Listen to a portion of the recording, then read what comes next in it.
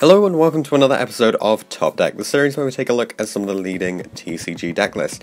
So this time we have Andre's list from the LLDS, the Brotherhood one on the, I believe it was the 26th of August, so just gone by, and he was playing Pure Strikers, a very hand trap heavy list this one. So we've got the list and the tournament report, including the rounds that he played and the siding strategy for those, so we'll just run through all the usual stuff.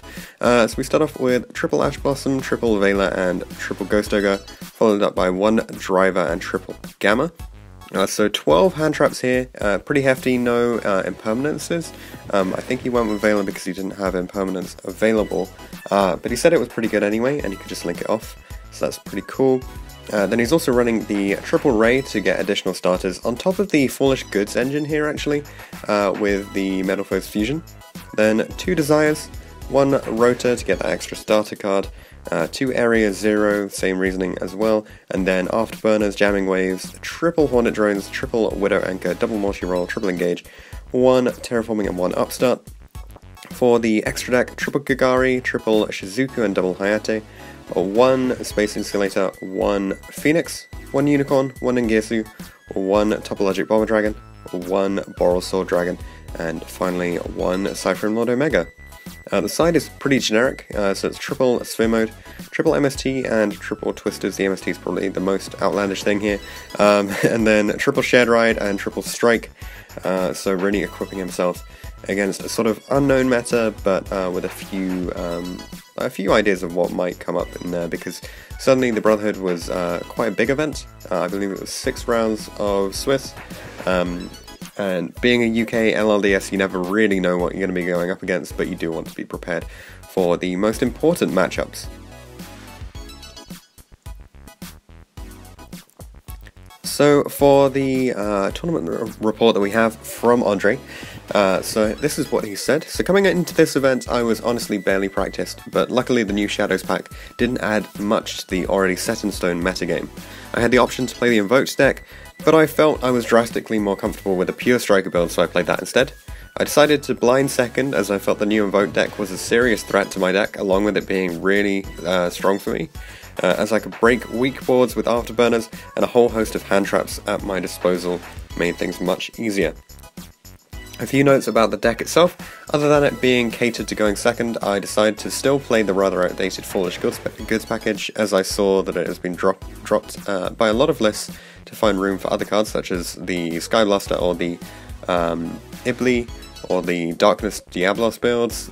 These decks struggle to pack in all of the hand traps that are needed to stop Goki decks, so it seemed obvious to just cut the so-called Upstart engine for those ones, and I decided to carry on playing this Goods engine. I disagreed with the changes because I felt confident in the core engine of the deck, and as we all know, Foolish Goods package adds a lot of consistency, and allowing Afterburners to hit on your first turn to break boards is pretty nice too.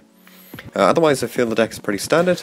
I do need to give a lot of credit to Gamma, as it performed amazingly in this event, along with the strange choice of Effect Veiler. The latter I only played as I didn't have impermanence, but I actually found myself using it for Link Summons, so I would definitely consider playing it again.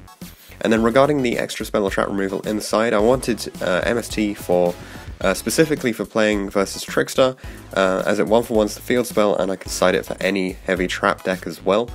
The strikes were for Rogue, and I wanted something for being forced to go first versus Invoked, as they played Kaiju to out the Widow Anchor, which is a serious problem for the deck.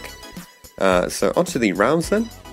So round 1 he played against ABC Striker, losing the die roll, and his opponent makes him start, which is kind of more unusual for this format, given that you're built to go second and then you're being forced to go first, in a format where most decks want to go first. So I opened an average hand and ended with multi-roll set Widow that I searched and set during the end phase with 2 hand traps.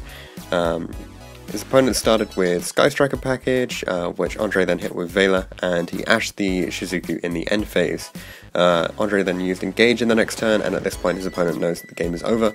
Conceals the fact that he's playing ABC as they move into game 2, so Andre is siding for Pure Striker at this point, taking out 1 multi-roll and 2 Desires, and adding in the triple Twisters because you just need to be able to out all of those set cards. The opponent starts, Andre Ghost Ogres the hanger, and basically the play stopped from there from the opponent. Andre uses engage and is hit with, his opponent plays Ash, and then he drops a Gamma, goes on to completely set up the Widow or multi-roll, and Omega takes a piece as well, so the game kind of ends from there. Moving into round 2, Andre went up against Draco with no extra deck. His opponent wins the dice roll and starts off the game by opening Dynamite and set 2 after searching with the field spell. At this point, Andre's hand was very subpar and his only hand trap was Veiler, which was completely useless. He draws Gamma for turn, and using Foolish Goods he baits the Dino into the Gamma. The set cards that Andre discovers his opponent has are Erupt and a mystery card, which he later finds out is a True Draco turn, it says here. I believe that's probably True Draco's return. Erupt doesn't do anything, and basically he makes Omega, and he has a play in his hand, so he searches and goes off, draws into Ghost Ogre off the engage draw, which hits the diagram, and at this point he just takes the game from there. Then for siding, so versus this True Draco deck, he's taking out the 3 Veiler, the Foolish Goods, and the 1 Fusion, putting in the triple Twisters and triple MST. So there must be another card here, I believe, because that's 6 for 7. But his opponent sets his hand and then plays Demise, which gets ashed by Andre. So the opponent ends on Maiden and a few sets. Andre plays Drones, and he negates the Maiden with a Widow, as he fears a Tribute Summon on his own turn. So he makes Kagari, adds back the Drones, and then twisters the opposing back row. He makes Hayate and sends Ray, and ends on Shizuku and engage. The opponent, caught by the Graves, the Ray, and destroys the Link, but then Andre plays into a double engage turn and plus a setup into forcing the opponent to just draw off the top deck. The opponent draws to see if it's Demise, and it's not, so it just concedes at that point. So enter round 3, he goes up against Pendulum. The player wins the die roll and makes Andre start, which is pretty interesting. So another player who wants to go second.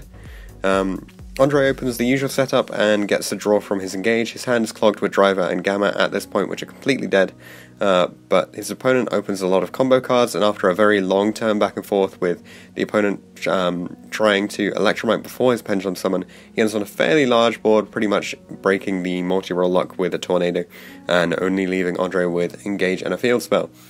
So Andre searches, and eventually the opponent uses Tornado on the multi-roll instead of on the set Engage, via last turn's multi-roll. So Andre hits him with the Gamma, and then pluses off that and steals 2 of the opposing monsters. Andre hits for damage and uses Phoenix and Unicorn to clear the opposing scales, and at this point it took him 2 turns to close out the game, but he was essentially in the driving seat for the whole of the rest of that. Then for the siding, he takes out the 3 Ash and adds in the Sphere modes just so he can have the big boards. Again, the opponent makes him start. So Andre opens the Sphere mode, the Veiler, and the and sets up a Shizuku to add engage and pass. Andre says he was completely unprepared for going first in this game and thought that he had lost, but the opponent opens a fairly average hand at best, and a well-timed Veiler stops the first Electromite that prevents the opponent from the OTK that he could have set up. Andre lives for the next turn, and with the help of the Sphere mode, breaks the opposing board, gains control with multi-roll and the field spell into Ray and the Widow setup, and next turn the opponent couldn't beat the Widow, and then proceeded to link into and then Andre proceeded to link in order to break both the opposing scales, and that stole the game there. It was very much a close game, even though it ended within a couple of turns, just because a lot was going on. He said that it was a very fun and a hard think game, and luckily Sphere mode put in a lot of work there. So round 4, EXO at this point going against Crusadia Striker. Andre won the die roll and forced the opponent to start, which is pretty nice when you're going up against a deck that tries to just OTK you. So the opponent made a massive board with 2 negates with the help of Soul Charge. His Link negates his Andre's only playable card, which is Engage, so he just loses from there, unfortunately. Moving into game 2, Andre's siding out 3 Ogres and 3 Veilers, and siding in 3 Shared Rides and Strikes. He starts with the setup and the Shared Ride. His opponent makes a play, and Andre gets to draw 2 cards from the Link Monster combos, but the opponent breaks his board with the help of Twin Twisters and ends with the rank 3, which negates, just can't OTK this turn. So Andre starts and breaks it using the Engage. starts by attempting to break it by using the engage, which the opponent ashes, and then Andre has the gamma for it again. The opponent uses the monster to try to negate engage for a second time, so Andre uses a second copy of gamma, and from there it's pretty much just game. The opponent stalls for a few turns, but after the grind, Andre secures game 2. With only 6 minutes left to go into game 3, Andre decided to risk keeping in the cards without siding, just to save a little bit of time. His opponent chooses to go first this time and sets up 2 negates, but Andre starts pretty strong, was able to break through the board, but lost all hope of any grind game. So Andre ended up poking with a Phoenix for 2 turns, and then his opponent makes a play to try and deal double damage with the Link.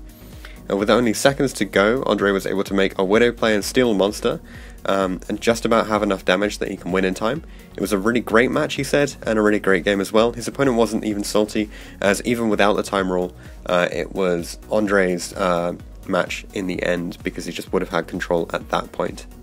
Moving into round 5, which is a Pure Striker mirror match, Andre blew out his opponent game 1 with a gamma on the Ash after he was forced to start.